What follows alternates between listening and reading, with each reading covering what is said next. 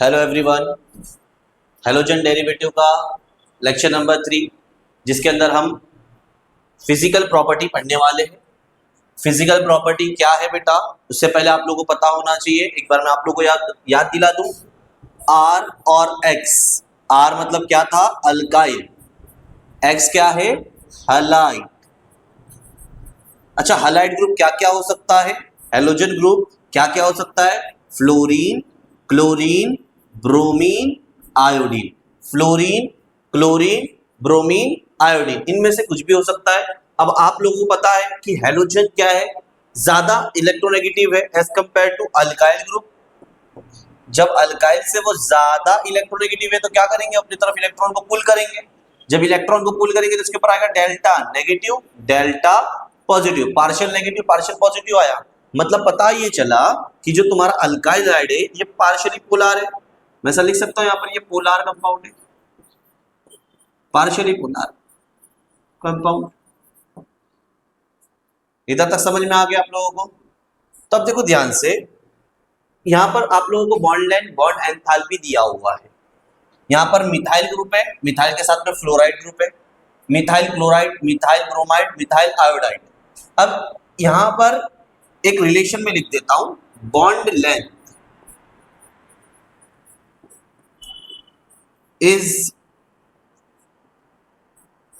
Inversely proportional to bond enthalpy. ये relation को याद रखो। इसका मतलब क्या है? बॉन्ड लेंथ जितना ज्यादा होगा लंबा, उतना कम उसका एंथैल्पी होगा। बॉन्ड एंथैल्पी, बॉन्ड एंथैल्पी मतलब उस बॉन्ड को तोड़ने के लिए जो एंथैल्पी, जो एनर्जी लग रही है वो क्या होगी बेटा? कम हो जाएगी अगर बॉन्ड लेंथ ज्यादा है तो। और उसका उल्टा, अगर बॉन्ड लेंथ कम है तो बॉन्ड एंथैल्पी क्या हो जाएगी? ज्यादा। मतलब उस बॉन्ड को तोड़ने के लिए एनर्जी क्या लगेगी? ज्यादा लगेगी। तो देखिए ध्यान से, अब हमको पता है ऊपर से नीचे आते वक्त मॉडर्न पीरियोडिक टेबल के अंदर साइज क्या होता है? एटॉमिक साइज बढ़ता है। तो यहाँ पर फ्लोरीन, क्लोरीन, ब्रोमीन, आयोडीन, सबसे बड़ा साइज किसका है? आयोडीन का। मिथाइल तो सब में कॉमन है, तो ये जो है बॉन्ड छोटा है तो बॉन्ड लेंथ देखो कम। फिर धीरे धीरे साइज बढ़ रहा है, साइज बढ़ रहा है तो बॉन्ड लेंथ क्या हो रही है? बढ़ रही है। तो देखो यहाँ पर बॉन्ड लेंथ बढ़ रही है। इधर तक समझ में आ गया आप लोग को? और मैंने क्या बताया? जिसकी बॉन्ड लेंथ ज्यादा उसकी बॉन्ड एंथैल्पी कम, और जिसकी बॉन्ड एंथैल्पी ज्यादा होगी, किसकी ज्यादा होगी? जिसकी बॉन्ड लेंथ क्या होगी? कम होगी। देखो फ्लोरीन का जो है बॉन्ड लेंथ कम है ना, तो उसकी बॉन्ड एंथैल्पी क्या है? ज्यादा। देखो लेंथ कम है, एंथैल्पी ज्यादा है। यहाँ पर थोड़ी सी बड़ी लेंथ तो यहाँ पर एंथैल्पी और कम हुई। यहाँ पर थोड़ा सा और क्या हो रहा है बेटा? बढ़ रहा है बॉन्ड लेंथ तो एंथैल्पी और कम हो गई। यहाँ पर क्या हो रहा है? सबसे ज्यादा हुआ तो यहाँ पर एंथैल्पी और कम हो गई। मतलब ये रिलेशन आप लोग को याद रखना है। यहाँ पर ये कंसेप्ट समझ में आ गया बेटा आप लोगों को? अल्काइल हैलाइड कैसा है? एक पोलर टाइप है जिसके अंदर इलेक्ट्रोनेगेटिविटी का डिफरेंस है। और बॉन्ड लेंथ और बॉन्ड एंथैल्पी का कांसेप्ट आप लोग को समझ में आ गया। नेक्स्ट जो टॉपिक है बेटा आप लोगों का क्या है? Boiling point.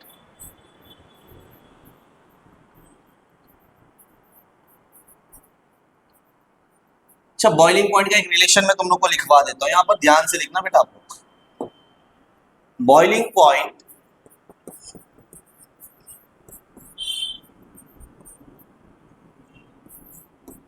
उसका ज्यादा होता है जिसका मॉलिक्यूलर मास ज्यादा होता है। और अगर मॉलिक्यूलर मास सेम आया तब क्या दिखेंगे आप लोग? ब्रांचिंग। क्या दिखेंगे? ब्रांचिंग। ये रिलेशन याद रखना आप लोग, ठीक है? क्या मैंने बोला? बॉइलिंग पॉइंट उस मॉलिक्यूल का ज्यादा होगा जिसका मॉलिक्यूलर मास ज्यादा होगा। कभी ऐसा केस आया जिसका मॉलिक्यूलर मास सेम आ गया, दो कंपाउंड है आप लोगों का, दोनों में मॉलिक्यूलर मास सेम आ गया, तब क्या देखेंगे हम? उनमें ब्रांचिंग देखेंगे। इधर तक क्लियर है? अब देखो ध्यान से, यहां पर एक कंपाउंड दिया आप लोगों को, methyl fluoride, methyl chloride, methyl bromide और मिथाइल आयोडाइड। मिथाइल तो कॉमन है ना, एक कार्बन का मास कितना है? हाइड्रोजन का उतना है, मतलब CH3 का मास जो है 17 वो सेम है। लेकिन फ्लोरीन, क्लोरीन, ब्रोमीन और आयोडीन इनका मास बढ़ रहा है ना। तो देखो फ्लोरीन का कम है, क्लोरीन का ज्यादा और ब्रोमीन का ज्यादा और सबसे ज्यादा आयोडीन का। तो यहां पर क्या हो रहा है? तुम्हारा मॉलिक्यूलर मास बढ़ रहा है तो मॉलिक्यूलर मास यहां से यहां बढ़ा और यहां बढ़ा। मॉलिक्यूलर मास बढ़ने की वजह से इनका बॉइलिंग पॉइंट बढ़ रहा है। दिख रहा है? ये रिलेशन समझ में आ गया आप लोगों को? मॉलिक्यूलर मास बढ़ा तो क्या हो गया? बॉइलिंग पॉइंट बढ़ गया। यहां पर ये ब्रांचिंग वाला कंसेप्ट नहीं आया, डायरेक्ट देख लिया हमने कि मॉलिक्यूलर मास बढ़ा तो बॉइलिंग पॉइंट बढ़ गया। इधर तक क्लियर है? कोई डाउट है आप लोगों को? अब ये एग्जांपल दिया हुआ आप लोगों को, यहां पर देखो ध्यान से, कितने कार्बन है बेटा? यहां पर एक और एक Cl। दूसरी कंडीशन में क्या आ गया? 2 कार्बन फिर Cl, फिर क्या आ गया? 3 कार्बन फिर Cl, और फिर क्या आ गया? 4 कार्बन और फिर Cl। देखो Cl कॉमन है, CH3 भी कॉमन है, मतलब इसका मास और ये A का मास क्या ज्यादा रहेगा, मतलब सेम रहेगा।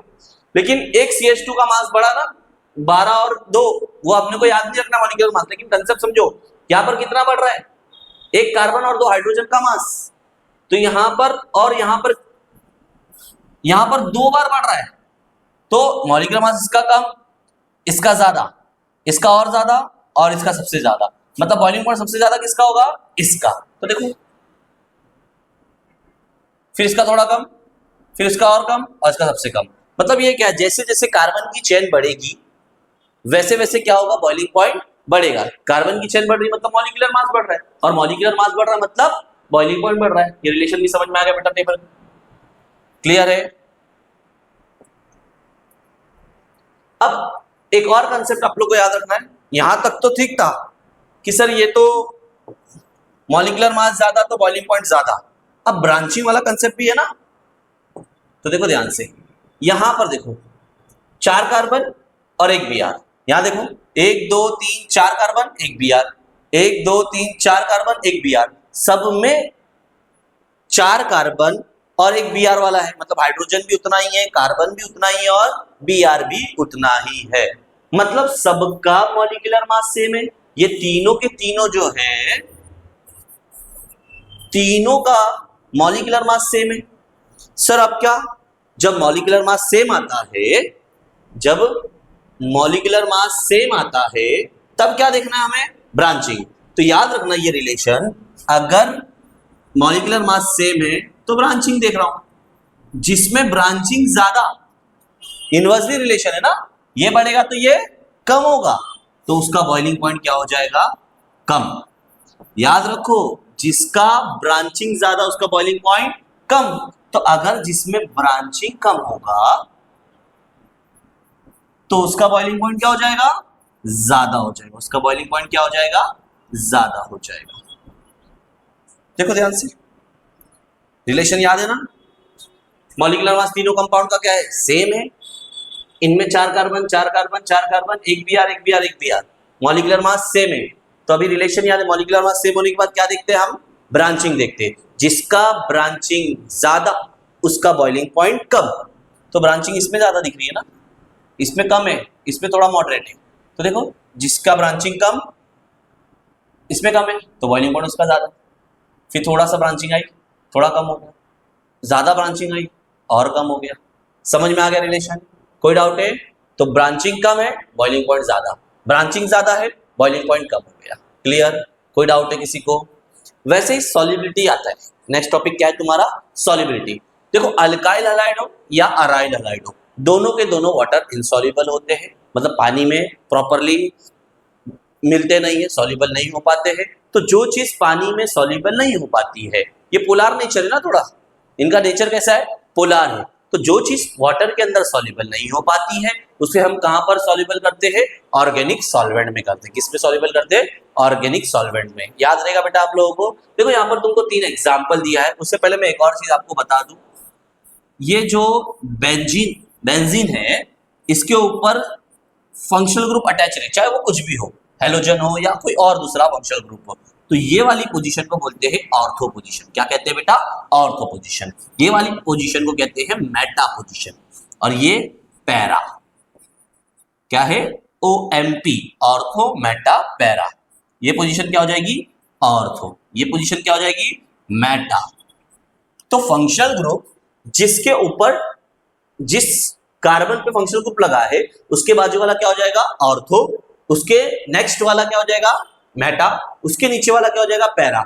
Ortho Meta para, ortho Meta para. यहां तक समझ में आया। फंक्शनल ग्रुप जिस कार्बन से अटैच है वो क्या है, वो वाले कार्बन को छोड़ के नेक्स्ट कार्बन जो होगा वो क्या रहेगा ऑर्थो पोजीशन, उसके नेक्स्ट पोजीशन होगी वो क्या होगा मेटा पोजीशन, उसकी नेक्स्ट पोजीशन होगी वो क्या हो जाएगी पैरा पोजीशन। सेम उस तरीके से यहाँ पर भी हो रहा है। इधर तक क्लियर है, कोई डाउट है? तो यहाँ पर ये ऑर्थो है, मतलब इसका नाम क्या है 1,2 डाइक्लोरो बेंजीन। तो इसका नाम क्या हो जाएगा 1,4 नहीं 1 2 3 3 है ना 1,3 डाइक्लोरोबेंजीन। और इसका नाम क्या हो जाएगा 1 2 3 4 1,4 डाइक्लोरोबेंजीन। तो देखो ध्यान से, मेल्टिंग पॉइंट किसका ज्यादा है पैरा वाले का। किसका ज्यादा है पैरा वाले का। और बॉइलिंग पॉइंट किसका ज्यादा है ऑर्थो वाले का। याद रहेगा ना बेटा आप लोगों को? तो याद रखना, मैंने तो क्या बताया आप लोगों को फंक्शनल ग्रुप जिसके ऊपर अटैच है ना उसके बाजू वाला ऑर्थो है, मेटा फिर पैरा, ऑर्थो मेटा पैरा। और ये कुछ इस तरीके से मैंने आप लोगों को बताया कि बॉइलिंग पॉइंट उसी कंपाउंड का ज्यादा होता है जिसका मॉलिक्यूलर मास ज्यादा होता है। और अगर मॉलिक्यूलर मास कभी सेम आ जाए तो हमको क्या देखना है, हमको उसका ब्रांचिंग देखना है। अगर ब्रांचिंग ज्यादा हुई तो बॉइलिंग पॉइंट कम, अगर ब्रांचिंग कम हुई तो बॉइलिंग पॉइंट ज्यादा। इधर तक समझ में आ गया? कोई डाउट है आप लोगों को? अभी जो नेक्स्ट टॉपिक है हमारा वो है ऑप्टिकल आइसोमेरिज्म। क्या है ऑप्टिकल आइसोमेरिज्म।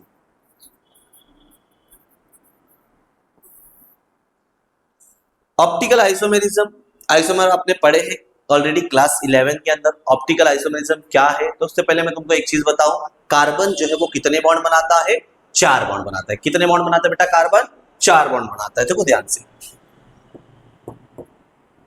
कार्बन 4 बॉन्ड बनाता है।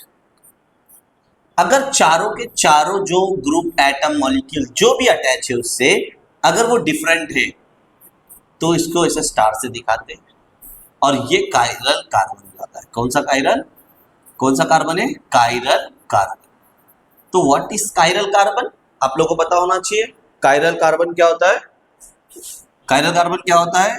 ऐसा कार्बन जो 4 अलग अलग ग्रुप से या एटम से अटैच हो उसे क्या कहते हैं कायरल कार्बन। अभी मैं यहां पर एक एग्जांपल देता हूं आप लोगों को। CH3 CH2 CHCl CH3। देखो ध्यान से, ये 3 हाइड्रोजन सेम आया तो कायरल हो नहीं सकता, 2 हाइड्रोजन सेम आया तो कायरल हो नहीं सकता, 3 हाइड्रोजन सेम आया तो कायरल हो नहीं सकता।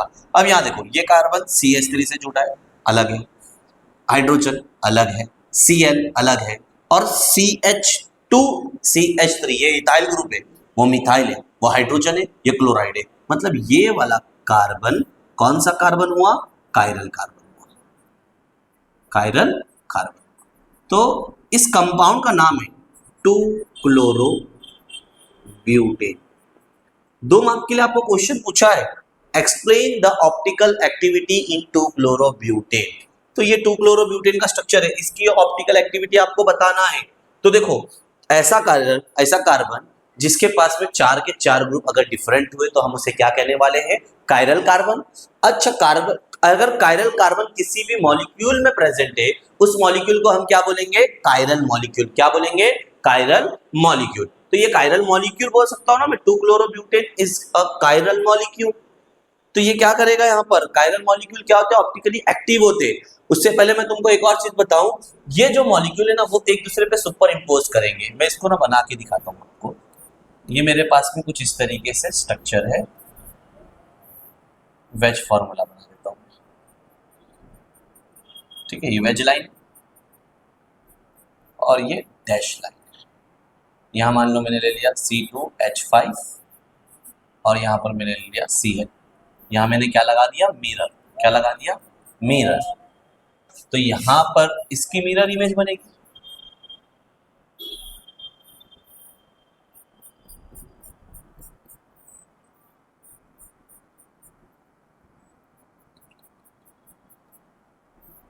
यहाँ पर CH3 आ गया, यहाँ Cl आ गया और यहाँ C2H5 आ गया।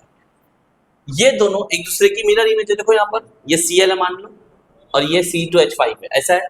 और यहाँ पर कैसा आया, ऐसा आया। देखो Cl, इसको अगर मैं उठा के इसके ऊपर रखूं, ये कायरल कार्बन है, ये दोनों एक दूसरे की मिरर इमेज है। तो अगर मैं इस कायरल कार्बन, इस मॉलिक्यूल की मिरर इमेज को उठा के इसके ऊपर रखूं तो देखो ये पूरी तरीके से गायब कर रहा है क्या एक दूसरे को? नहीं कर रहा है ना। मतलब ये क्या है, नॉन सुपर इम्पोजिबल। क्या है बेटा ये? Non super imposable. और इसी को क्या बोलते हैं? एनांशोमर। क्या बोलते हैं? एनांशोमर। तो एनांशोमर क्या होता है? ये एक ऐसा ऑप्टिकल आइसोमेरिज्म है जिसके मिरर इमेज जो है वो नॉन सुपर इम्पोजिबल होती है। क्या होती है? नॉन सुपर इम्पोजिबल होती है। तो आइसोमर, एनांशोमर क्या है? The optical isomer which are non super impossible mirror image of each other. इधर तक क्लियर है? एक मार्क के लिए आप लोग क्वेश्चन पूछता है बोर्ड के अंदर, डिफाइन एनांशोमर। क्या क्वेश्चन पूछता है? डिफाइन एनांशोमर। इधर तक क्लियर है आप लोगों को? कोई डाउट है? अब जो भी कंपाउंड के अंदर एक भी कायरल कार्बन रहेगा ना, एक भी, वो कंपाउंड ऑप्टिकली एक्टिव कंपाउंड होता है। ऑप्टिकली एक्टिव कंपाउंड होता है। कैसा कंपाउंड होता है? Optically active compound.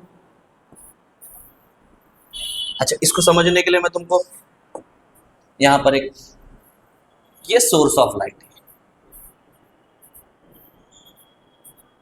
क्या ये? Source of light. इस सोर्स ऑफ लाइट को मैं पास कर रहा हूं निकोल प्रिज्म से और मुझे मिल रही है एक सीधी सीधी यूनिडायरेक्शनल लाइट जिसको मैं कहता हूं PPL। PPL क्या है? Plane polarised light. क्या है? Plane polarised light.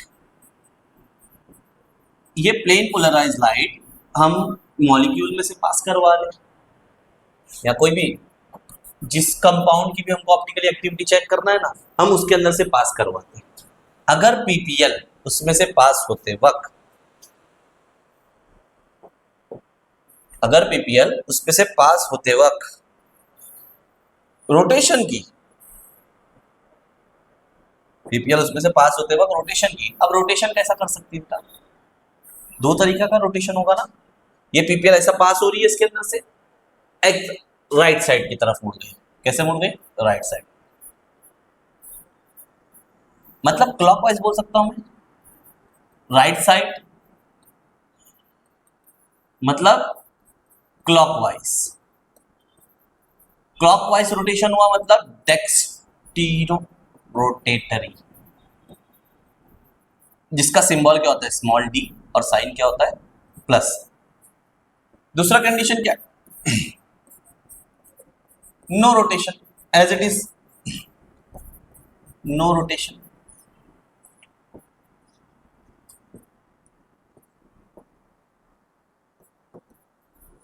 और तीसरी कंडीशन क्या हो सकती है?